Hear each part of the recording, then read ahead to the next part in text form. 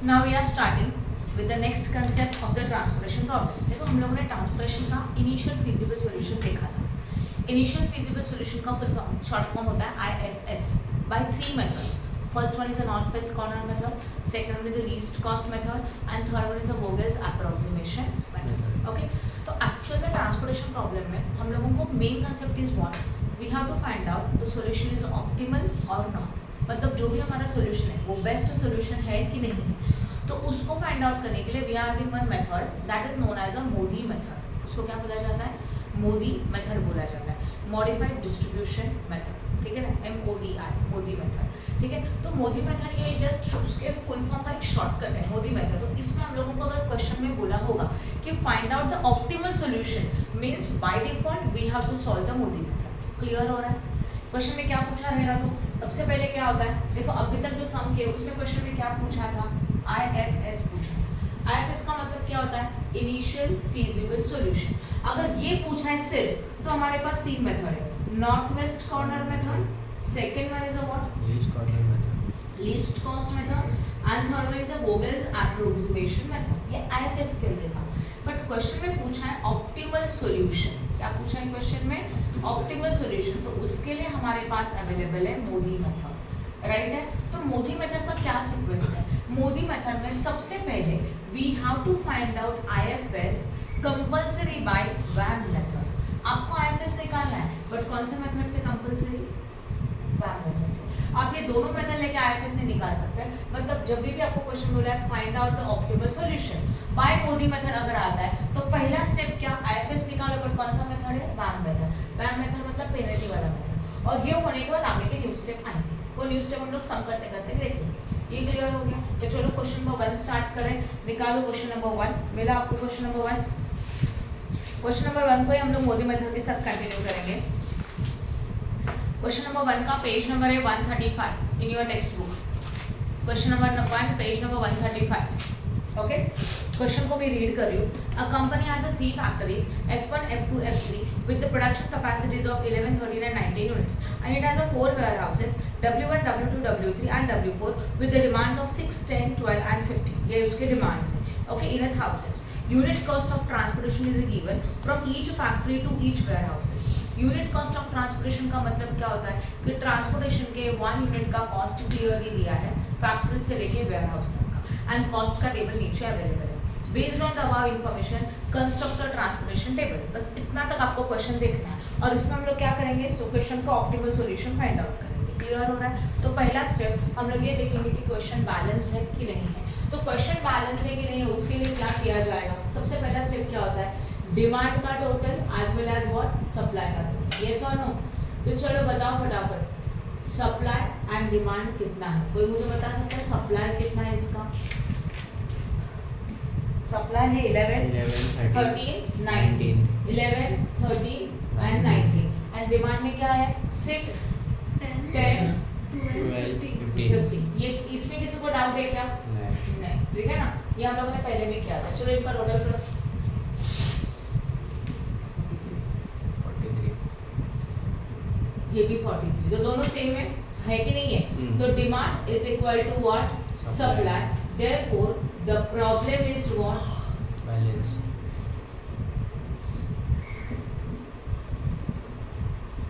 यहाँ तक समझ में आया? अब हम लोग फाइंड आउट करेंगे व्हाट? IFS फाइंड आउट करेंगे. But which method? VAM method. Compulsory by default इसी मेथड में करना पड़ता है जब हम लोग मोदी मेथड सॉल्व कर रहे हैं. तो पहले हम लोग चेक करेंगे क्वेश्चन बैलेंस है कि नहीं है. प्रॉब्लम बैलेंस है. फिर आपको चाहिए IFS by which method? Compulsory VAM method. Okay, तो पहले टेबल को कॉपी करेंगे. चलो टेबल बताओ. How many rows and how many columns are there? Factory 3 factory warehouses 4 है ना? यही सब है ना? ओके, तो यहाँ पे लिखेंगे 2 as well as 4. Warehouses 4 warehouses है. कौन कौन से बताओ? W1, W2, W3 as well as what? W4. उसके बाद क्या आएगा बताओ? सप्लाई. यस और नो? एंड देन आता है पेनल्टी. पेनल्टी के लिए कितने कॉलम आता है? 5. 1, 2, 3, 4. जरूरत पड़ेगा तो 5 आएगा. P1, P2, P3 P4 P5, यहाँ पे W1 W2 W3 W4 Supply. And what supply. आपको टेबल क्लियर हो गया? सही है। फिर यहाँ पे क्या आएगा? F1, F2 after that what? F2 F2 F3 F3 demand and the demand, right?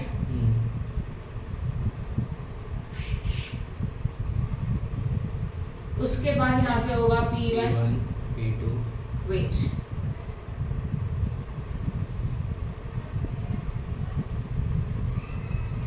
P2 P3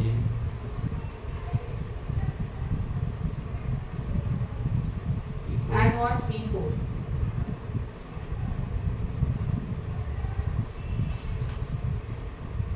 यहाँ तक समझ में आया? चलो बताओ फटाफट, व्हाट इज योर कॉस्ट? बोलो। 42, 42 34 64 इसको आपको इस कॉलम में लिखना है और प्रॉपर स्क्वायर बॉक्स ही चाहिए। आफ्टर दैट 32 36 54 नेक्स्ट 50 50 हाँ 28 36 46 82 ओके। आई होप यहाँ तक किसी को कुछ डाउट नहीं है। सप्लाई का 11 13 एंड व्हाट? 19 एंड डिमांड कितने का है? 6 10 12 15 total is how much? 43 I hope no doubt in this. बोलो। ओके, अब हम लोगों को पेनल्टी फाइंड आउट करना है। Penalty is what? Different for each and every column. Penalty जो आप फाइंड आउट करते हो तो ईच एंड एवरी कॉलम का 2 मिनिमम कॉस्ट का डिफरेंस, बराबर है? तो फर्स्ट रो में 2 मिनिमम कॉस्ट कौन सी है? 32 एज वेल एज व्हाट? 26। इन दोनों का डिफरेंस करो कैलकुलेट। 8 पक्का ना? कैलकुलेशन में मिस्टेक नहीं। इन दोनों में लोअर कॉस्ट है 34 28। What is the difference? बोलो। कैलकुलेट करके देखो कैलसी पे।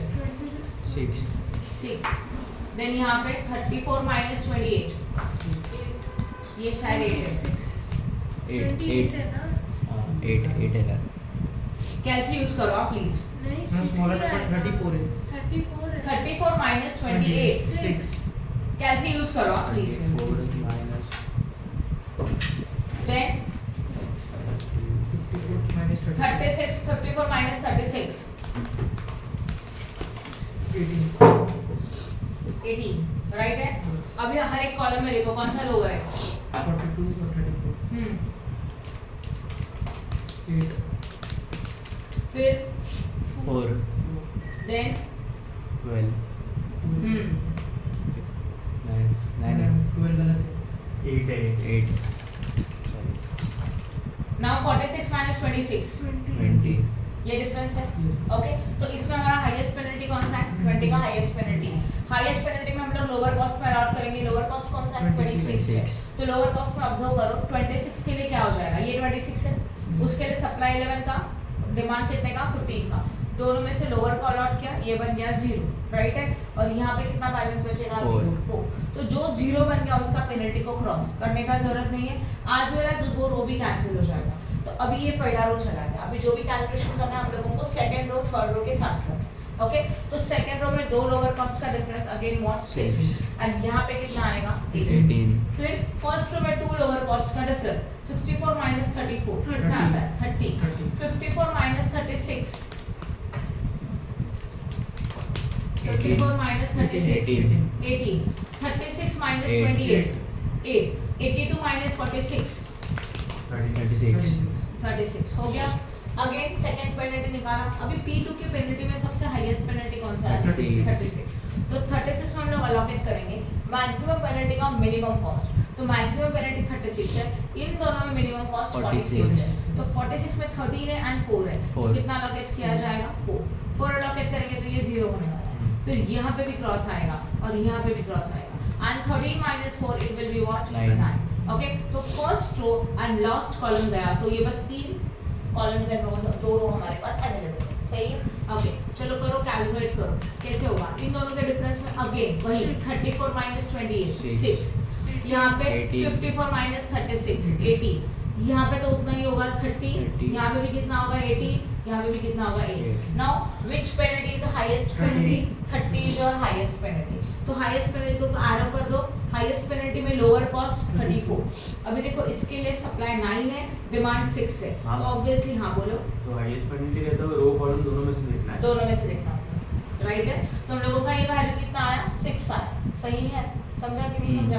तो कैसे कैलकुलेट करेंगे? ये 9 था, ये 6 था, इन दोनों में से लोअर यहाँ एलोकेट किया. 6 एलोकेट हो गया तो ये क्या बन गया?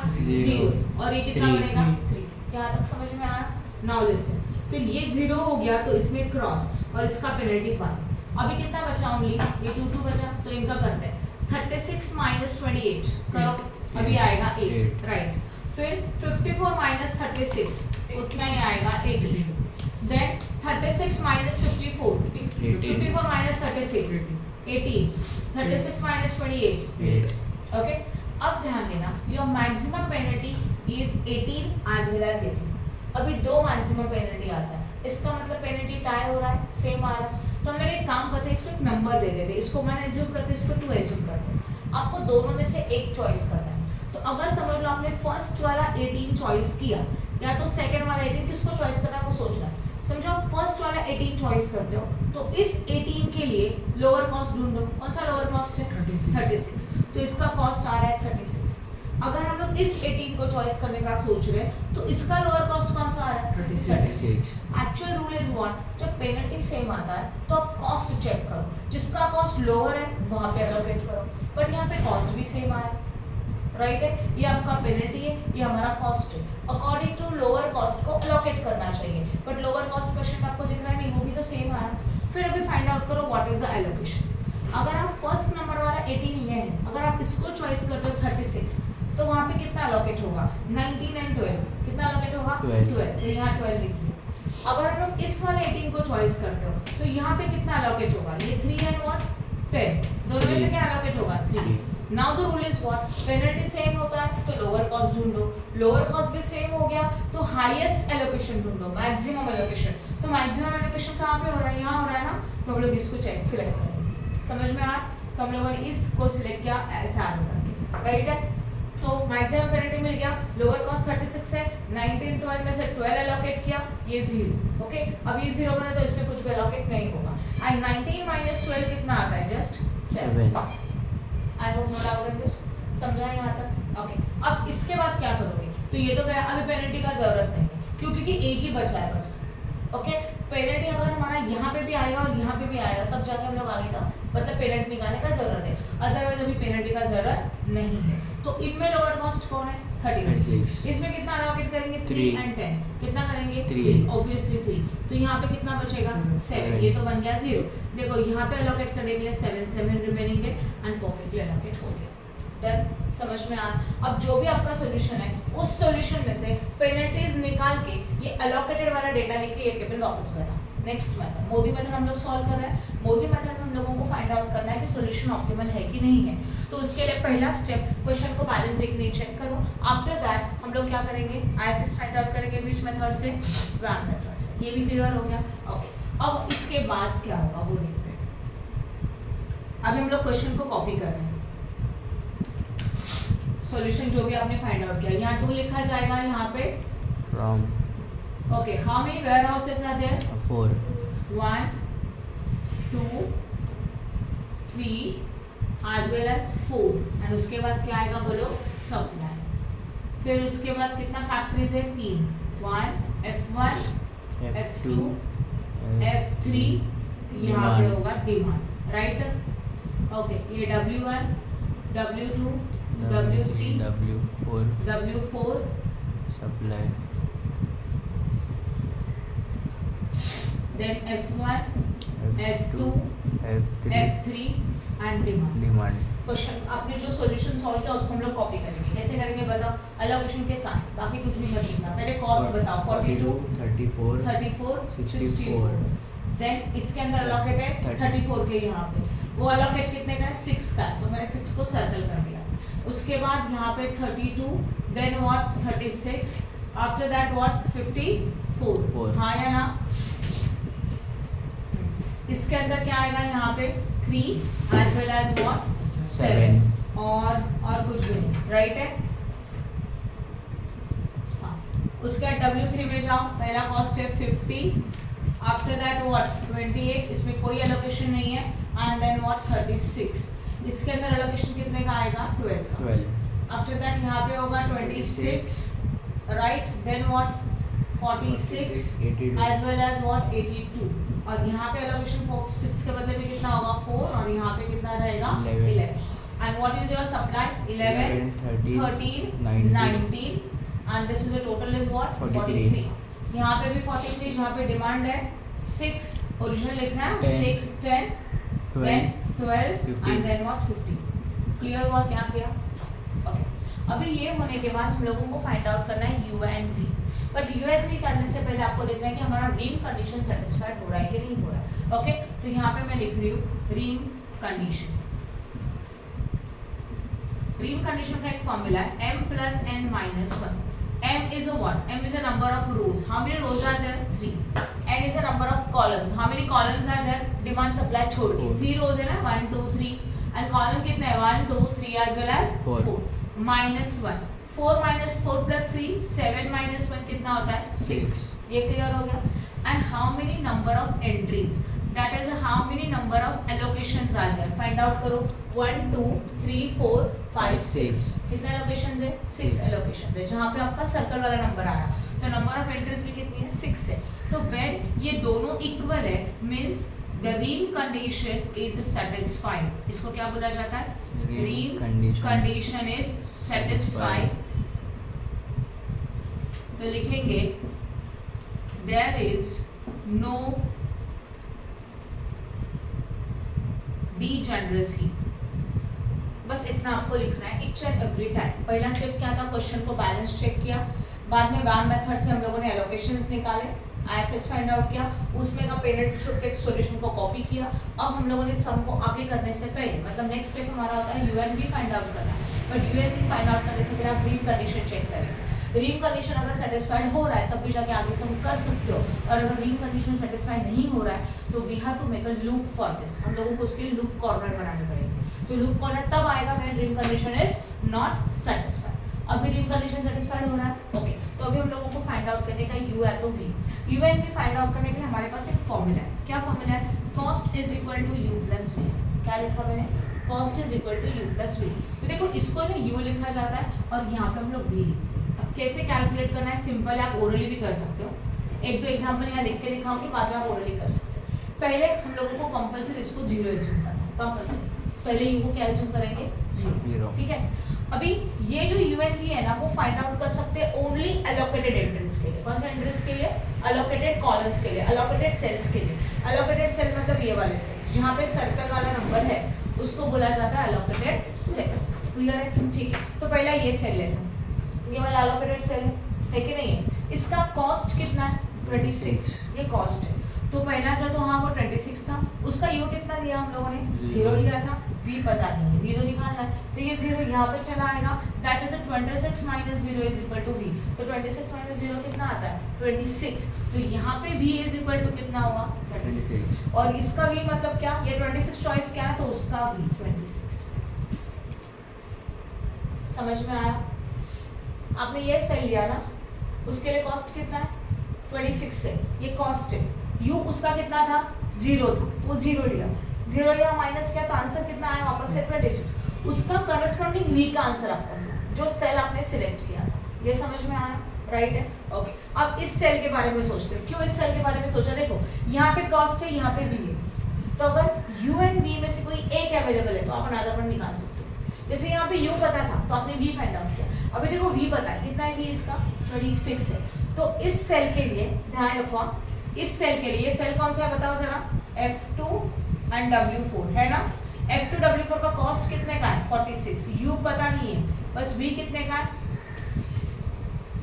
है कि नहीं है 26, yes or no।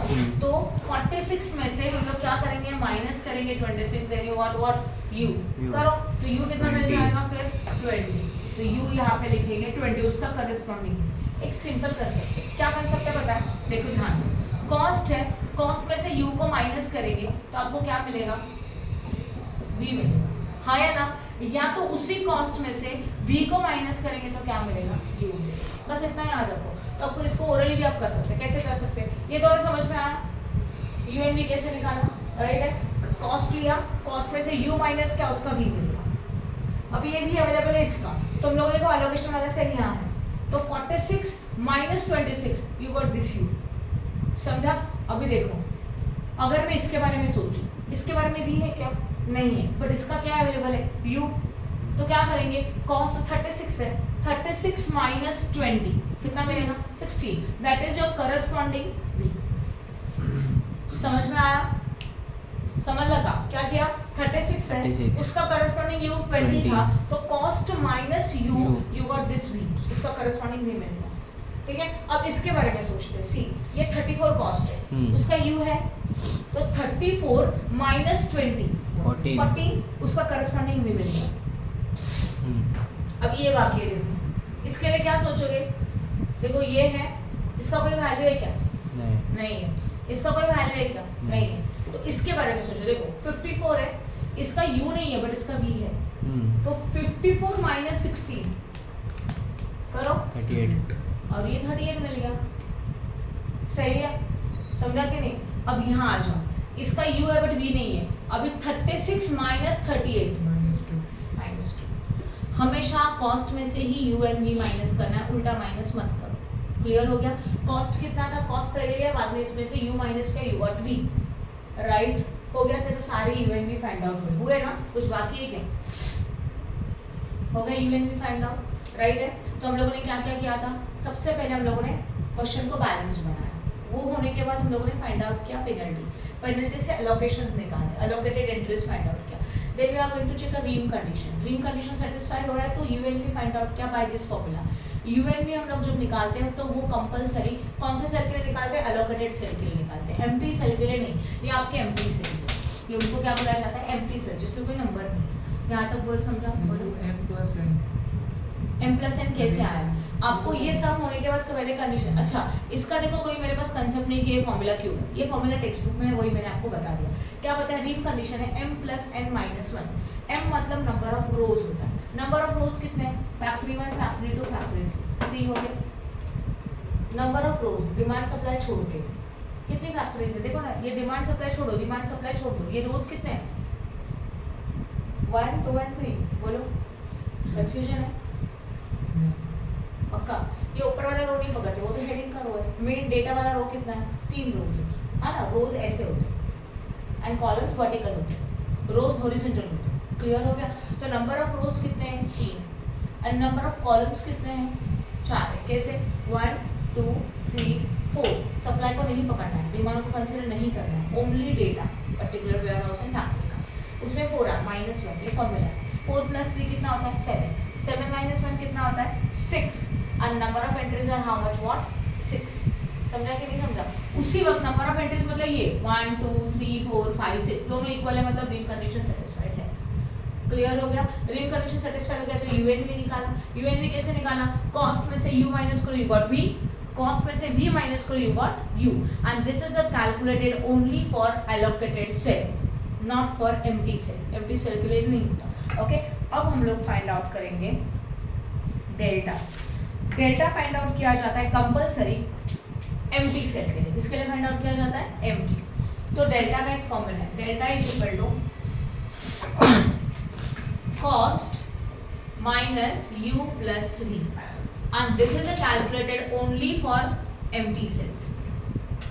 चलो लिख देते हैं, delta is equal to cost minus u plus v bracket, और यहाँ पे हमारे सेल्स हैं, और कौन सा सेल है, एम्प्टी सेल्स है। चलो बता, एम्प्टी सेल्स पे क्या है यहाँ पे, W1 एंड F1, तो इसको मैं लिख दूँ F1 एंड W1, सही है ना। चलो F1 W1 के लिए देखते हैं, F1 W1 के लिए क्या कॉस्ट है, बोलो, कॉस्ट कितनी है, 42, हाँ, माइनस उसका u कितना है, 0, उसका v कितना है, 14, 0 प्लस 14 है ना, एंड 42 माइनस 14 करो 28। ये समझ में आया, ऐसा करना है सारे एम्प्टी सेल्स के लिए। तो ये पहला हो गया। अभी दूसरा क्या है, F1 एंड W2। चलो F1 W2 का कॉस्ट बताओ, कितना कॉस्ट है, 32, माइनस उसका u करस्पॉन्डिंग u 0 था, v कितना है 16 16 प्लस 16, तो 32 माइनस 16 कितना मिलेगा 16 16 मिलेगा, राइट। किसी को डाउट है क्या? प्रत्येक करी काढायचे हर एक के लिए निकालना है, एम्प्टी सेल के लिए। एक हो गया, दो हो गया, अभी तीसरा F1 and what W3। F1 W3 का कॉस्ट कितना है 50 माइनस उसका U 0, उसका V -2, तो ये -2 आया, plus minus what minus minus, मतलब क्या बना 0 -2 बन गया, आया ना। फिर 50 0 -2 कितना आता है -2 आता है, राइट है। तो 50 माइनस -2 माइनस माइनस प्लस 52, समझा कैसे कैलकुलेट किया? तो इसका आंसर कितना आया 52 आया। आफ्टर दैट F1 W3 के बाद क्या दिख रहा है आपको? ये तीन हो गए, F2 W3 सही है, F2 एंड W3 बोलो कितना है, कॉस्ट कितना है 28 माइनस इसका W कितना है 20 प्लस -2, तो प्लस माइनस ये ऐसे होगा, प्लस माइनस क्या होता है माइनस होता है ना, यस और नो। और फिर 20 माइनस 2 कितना हो गया 18 28 माइनस 18 बोलो 10। अब समझ रहे हो कैसे कैलकुलेट किया? आपको ये सब रफ में दिखाना है, ये आपको यहाँ दिखाने का जरूरत नहीं है, आप खुद कैलकुलेट करके डायरेक्टली आंसर लिख सकते हो। देन एम्प्टी सेल कौन सा है बोलो? अभी इसमें का F3 W1 कितना कॉस्ट है 64 माइनस उसका U that is 38 plus what V उसका V कितना है 14 है। पहले इन दोनों का एडिशन करो, 38 प्लस 14 कितना आता है 52 और 64 माइनस 52 12 ओके। F3 W1 के बाद क्या हो जाएगा 82 F3 W4 कितना कॉस्ट है 82 माइनस उसका U 38 उसका V 26, पहले इन दोनों का एडिशन करो, 38 plus 26 64 82 minus 64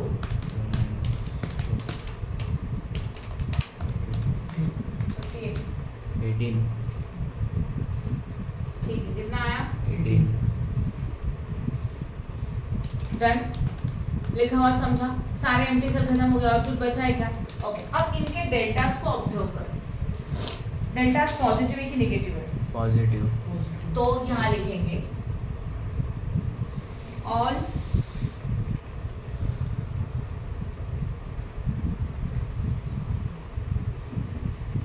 delta R positive, yes और नो?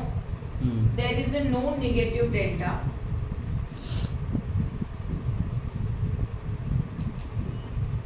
Therefore,